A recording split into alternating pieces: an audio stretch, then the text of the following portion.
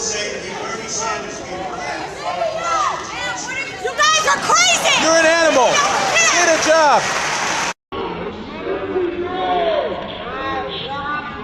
To say something like that to myself and a lot of my colleagues is way out of line. It's way out of line. It's way out of line. Regular order, Mr. Way out of line. Regular order. That's okay, but it's okay, right? That is not how it It's goes. okay, right? You hold yourself accountable before you talk about Hold Washington, myself D.C. accountable. Mr. Tlaib. Hold your own self accountable. How about that? Hold your own self. Why would Rashida Tlaib embarrass herself like that? This isn't how a grown lawmaker should carry herself in Congress. Make sure you like, subscribe, and share, because moments like this need to be seen. Because what we just watched doesn't even look like serious leadership. It looks like a full-grown lawmaker turning herself into a caricature in the middle of Congress. Jumping in, talking over people, escalating the moment like this is some kind of playground argument. Unbelievable. Honestly, disgusting to watch. Now look, tensions run high in Washington. Heated exchanges happen all the time. But even by those standards, this wasn't expected. This wasn't measured. This wasn't controlled. And when Byron Donalds steps in, you can immediately see the contrast. And that's where this whole thing really starts to fall apart for her. Watch this. Do I look like a member of the Third Reich to you, Ms. Tlaib? Please. Is that what I look like to you? You're the one taking your voting Is that what you think? Is that what you think? Is that what you think? No, that's unethical. I think it's radical and I think it's insane. And I'll respect everything that you say. But to say something like that to myself and a lot of my colleagues is way out of line. It's way out of line. It's way out of line. Regular order, Mr. Way out of line. Regular order. That's okay. But it's okay, right? That is not how it It's goes. okay, right? You hold yourself accountable before you talk about Hold Washington, myself D.C. accountable. Mr. Tlaib. Washington, Hold D.C. your out own of your self mouth. accountable. How Keep about it out of that? your mouth. Hold your own I'm self trying, accountable. Mr. How about that? Free D.C. and make sure you vote with your own voting card. Don't be giving it to somebody Mr. else. Tlaib. All right, time. Chair recognizes Ms. Boebert from Colorado. Order. Wait a minute, Ms. Boebert. All right, thank you. Chair recognizes Ms. Tlaib from Michigan. Thank you so much, Mr. Chairman. You know, I think it's really important. I mean, we're talking about, 700,000 people that live here, and I feel like their voice gets completely just dismissed. And so, if I may, Mr. Chair, ask unanimous consent to enter the record the Washington Post poll of D.C. residents found 8 out of 8 in 10 opposed Trump's taking over of their local police and sending in federal troops. Without objections ordered. I think it's also really important to understand, like, the incredible kind of slanderous, like, defamation. I don't know what to call it. They're just burying Washington, D.C. You just heard them speak about our nation's capital in that way, in a way that I feel very much like that's not what I see.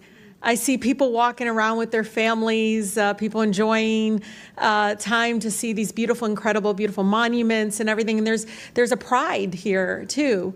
And so I just want to bring the D.C. residents into this committee, because I feel like they are being made invisible. And this really ugly picture that is not reflective. And I'm from Detroit. I've seen it happen to my city. And it's despicable in a way that I feel like really goes up against our values. One of the things that I know in every abuse of power that, we let President Trump and the administration get away with in D.C., it will be replicated. It will be expanded across the country, and it is going to tear apart our communities. Mr. Jackson, I talked to you about a little bit about this, but I think it's important to understand that we do have a mental health crisis, that we have a housing crisis, affordability crisis. Can you police any of those away? No. You can't police away homelessness. And the way they talk about our homeless neighbors is so, no wonder there's violence increasing towards homeless neighbors. I see it already, the brutality of it. When we see housing costs go up, when we see, again, the lack or dismissiveness of the mental health crisis that we continue to grow. And it's not just this administration, and the previous administrations as well. No one has moved with the urgency that is needed.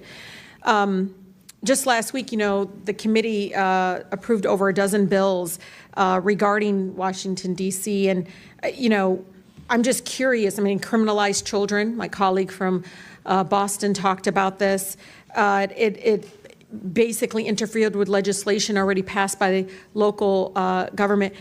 Was anyone on this panel consulted? Any of you? Raise your hand if you were consulted on any of these bills. Yeah. We were not. You know, one of the things that, AG, I've been listening to you. You know, one of the bills actually eliminates your position completely. What effect would that have? I mean, completely eliminating your position in regards to be able to do the job that you do to protecting all the families in Washington, D.C.? We'll start with the fact that more than 70% of the residents of the District of Columbia overwhelmingly voted for having an independent elected attorney general. That's right. And that's a recognition of the fact that when an attorney general is directly accountable to the people, directly responsive to the people, we are much better at doing our job in terms of addressing housing affordability and conditions in slumlords, seniors and consumers who are being scammed, addressing the issues that are most important to D.C. residents, because I am accountable to them. I read wage theft is an issue, workplace discrimination. I mean, there's a number of issues that need to be addressed, and they're not going to address that. They want to paint you all as this ugly, dark, all just out in the street. I mean, the way it's just unbelievable because they all live here. I don't see it. I don't see what they see. I don't understand why we're allowing that to happen, because I actually think it's going to hurt our communities. People are going to look at Washington, D.C. folks in a way that I think is going to be very painful, but also, you know, I don't know, Mr. Jackson, I heard the stories. People didn't leave their homes. They weren't leaving their homes. Businesses didn't see people coming into, I mean, that's what we want in our nation's capital. Stay in your house. Don't move. Don't go anywhere. Stay fearful. It's unbelievable that my colleagues continue again to eject this narrative and this rhetoric in regards to it. But I think it's important, Mr. Chair, just like in D.C., home rule was one out of Black freedom struggle in the fight for civil rights, we can't be passive right now. So nobody over there should take anything we say like so personally as if we're attacking them. No, we're attacking a process. We're not attacking people here. And I think it's really important. We need to stand up against this fascist takeover. That's not a bad word. It's a fact. And here in D.C. and across the country, it is so incredibly important, Mr. Chair, that this committee does not allow rhetoric that defames and or paints Washington, D.C. in a way that you all haven't really truly seen. You're just reading it. No, you're just reading it or something off of some. Will the gentlelady yield to a question? Yeah, I think it's really important. Will the gentlelady yield? No, I don't yield. I don't even have time. I can tell you. Your time's expired. It is expired, but Mr. Chair, but you all live here, and you're not telling people the beautiful parts that you do see in our nation's capital. And no, it's just wrong how we're doing it. Chairman, I think it's insane if the gentlelady doesn't have an argument, but she's going to refer to me and some of my colleagues. Mr. Donalds. We were from the Third Reich. This is insane. You're going to look at 14, 15-year-olds as a bunch of criminals? It's insane. Do I look like a member of the Third Reich to you, Ms. Tlaib? Is that what I look like to you? You're the one taking your voting card. Is that what you think? Is that what you think?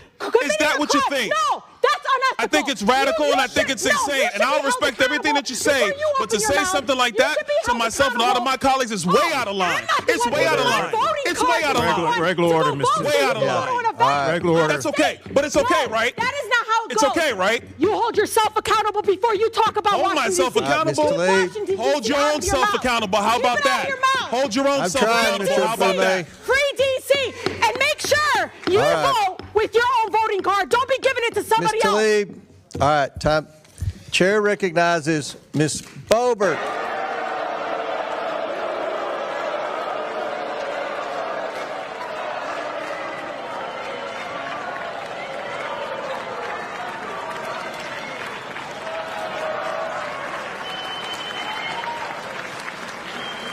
Watch how this all begins.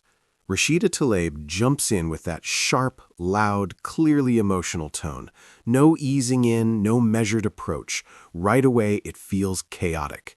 There's no strategy in the delivery, just raw, uncontrolled energy. And that's the problem.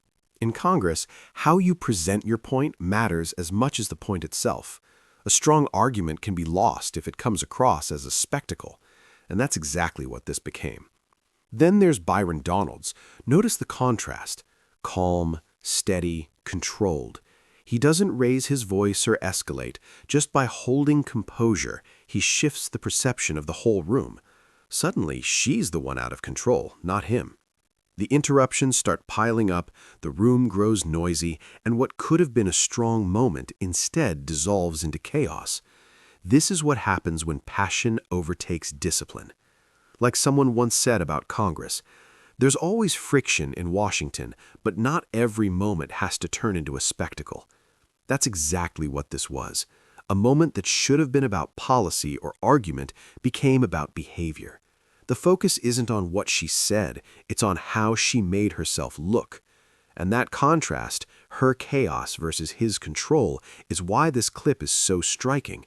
Because in politics, optics often speak louder than words.